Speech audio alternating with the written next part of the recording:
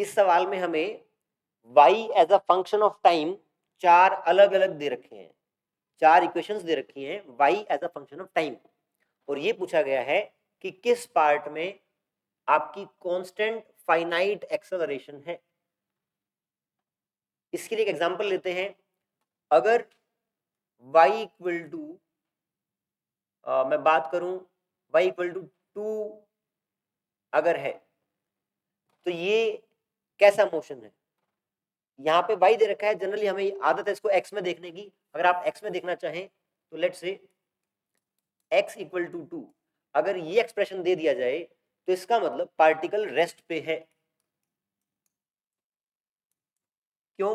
क्योंकि आपका x 2 है, टाइम पे डिपेंड कर ही नहीं रहा, particle is situated at x equal to 2।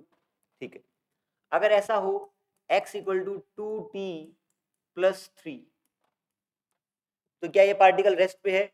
Rest पे तो नहीं है। क्यों? क्योंकि टाइम बदलेगा तो x बदलेगा, तो रेस्ट पे नहीं है।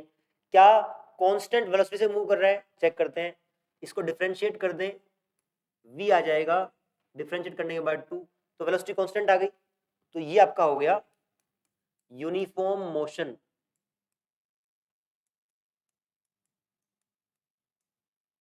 अगर आपका x होता x equal to 2t square plus 3t plus 4, अब चेक करें क्या ये पार्टिकल रेस्ट पे है? रेस्ट पे नहीं है। क्या यूनिफॉर्म मोशन है? चेक करते हैं, v is equals to 4t plus 3। यहां पर वेलोसिटी टाइम का फंक्शन है, टाइम पे डिपेंड कर रही है, इसका मतलब यूनिफॉर्म मोशन नहीं है। देखते हैं क्या यूनिफॉर्म एक्सेलरेशन है। अगर मैं डिफरेंशिएट कर दूं a dv बाई dt तो ये आ जाएगा 4। हाँ जी, एक्सेलरेशन कांस्टेंट आ गई तो यूनिफॉर्म एक्सेलरेशन है।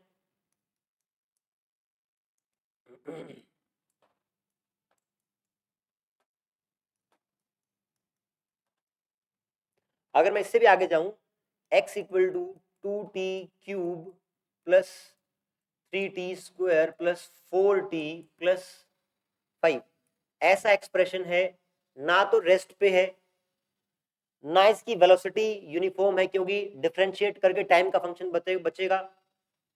वेलोसिटी को भी डिफरेंशिएट कर दूंगा तो एक्सेलरेशन जो आएगा वो भी टाइम का फंक्शन बचेगा। तो यहाँ पे ना तो यूनिफॉर्म एक्सेलरेशन है, ना यूनिफॉर्म मोशन है, ना रेस्ट पे है। तो इस सीक्वेंस में आप देखें क्या कॉमन है, यहाँ पे टी का फंक्शन है ही नहीं तो रेस्ट पे है।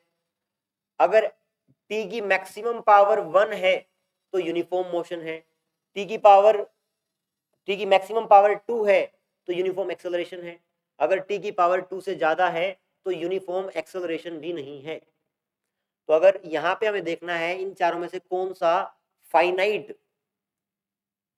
कांस्टेंट एक्सेलरेशन है, तो हमारे पास टी स्क्वायर का टर्म बनना चाहिए। टी स्क्वायर के अलावा वो किसी में भी यूनिफॉर्म एक्सेलरेशन नहीं होगी, मतलब हो तो गी लेकिन फाइनाइट बोला है उसने, मतलब कि कुछ नॉन जीरो वैल्यू हो। चेक करते हैं, यहाँ पे जब इसको आप एक्सपैंड करेंगे तो ये स्क्वायर है, यहाँ से टी की पावर 2 का टर्म निकलेगा मैक्सिमम, यहाँ पे एक पावर टी की है, जब यहाँ मैक्सिमम पावर टी की 2 है और यहाँ 1 है, जब वो दो टर्म्स मल्टीप्लाई करेंगे तो ये टी क्यूब का टर्म देगा। ठीक है जी, यहाँ पर ये टी का एक ही टर्म है तो इसका मतलब वेलोसिटी कांस्टेंट है, इस तरह का टर्म है, वेलोसिटी कांस्टेंट है तो एक्सेलरेशन 0 है।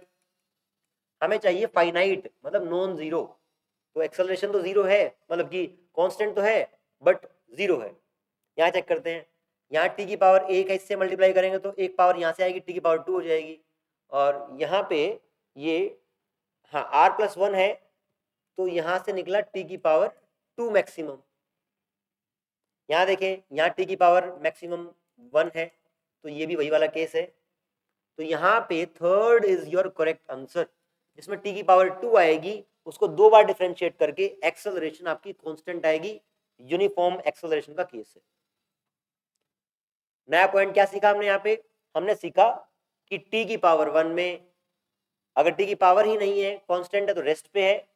अगर टी की मैक्सिमम पावर 1 है तो यूनिफॉर्म मोशन, टी की पावर मैक्सिमम 2 है तो यूनिफॉर्म एक्सेलरेशन, और टी की पावर 3 है मैक्सिमम तो वो आपका नॉन यूनिफॉर्म एक्सेलरेशन का केस होगा।